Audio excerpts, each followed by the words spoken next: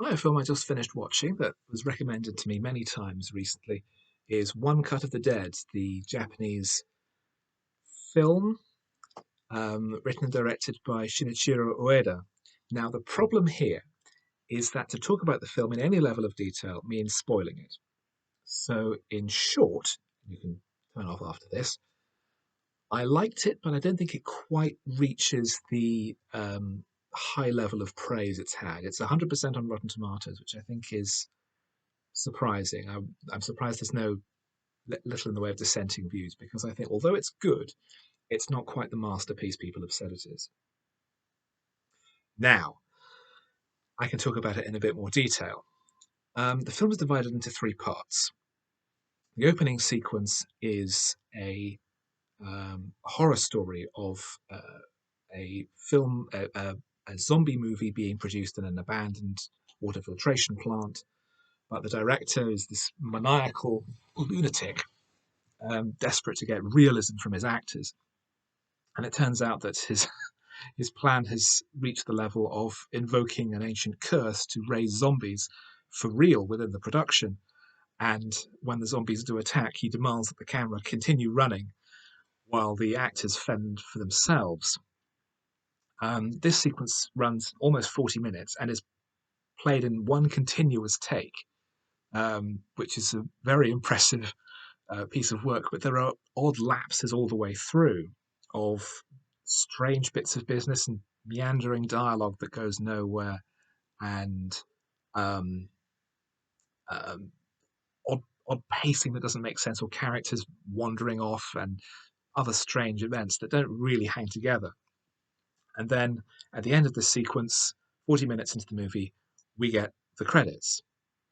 And then we jump back a month, and the middle portion of the film is a slightly comically tinged drama about a TV director who's been hired to make a one take live zombie movie for the launch of a new zombie cable TV channel. And we see the early development of the production and hiring various actors and his daughter, who's an aspiring filmmaker herself, wanting to be involved, particularly when she discovers that her idol is the male lead in the production. There are also other issues like one of the actors is going to be playing the zombie who has a severe drinking problem but is trying to give it up, and various other issues that crop up. The final third of the movie goes from light drama into full on farce as we see the actual production of One Cut of the Dead, with the director frantically trying to improvise solutions when everything seems to go wrong. The first act is revealed to be the finished film itself. There were never any zombies. This isn't that kind of movie.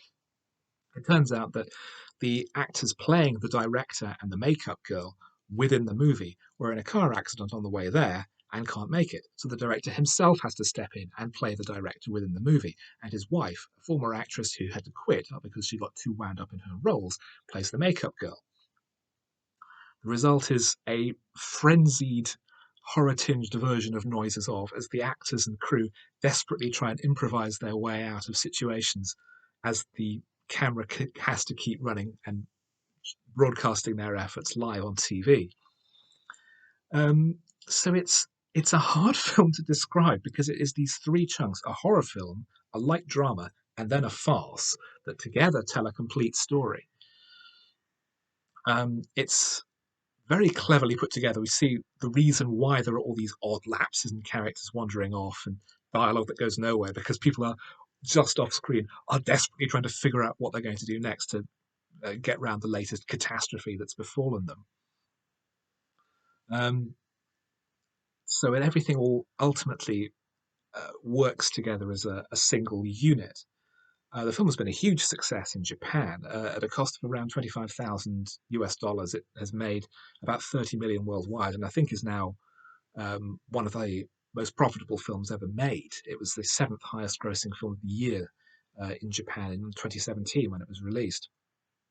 Um, so, having now detailed to you what the film is like, without giving away too many spoilers, I think I would recommend it. It's quite clever, it's quite ingenious. I did laugh out loud several times. And the ingenuity in the production, particularly the single take sequence, where in the closing credits we see actual behind the scenes footage of how that was all done, and a lot of it is as makeshift and ramshackle as one would hope, is very impressive. Um, it's quite a charming film and has a degree of warmth and upbeatness. And there is even a very sweet subplot about the relationship between the director and his aspiring filmmaker daughter, which rather beautifully pays off at the end of the film. So it's pretty good fun, very impressive, and although not quite the masterpiece that people have said it is really enjoyable, and I would recommend it.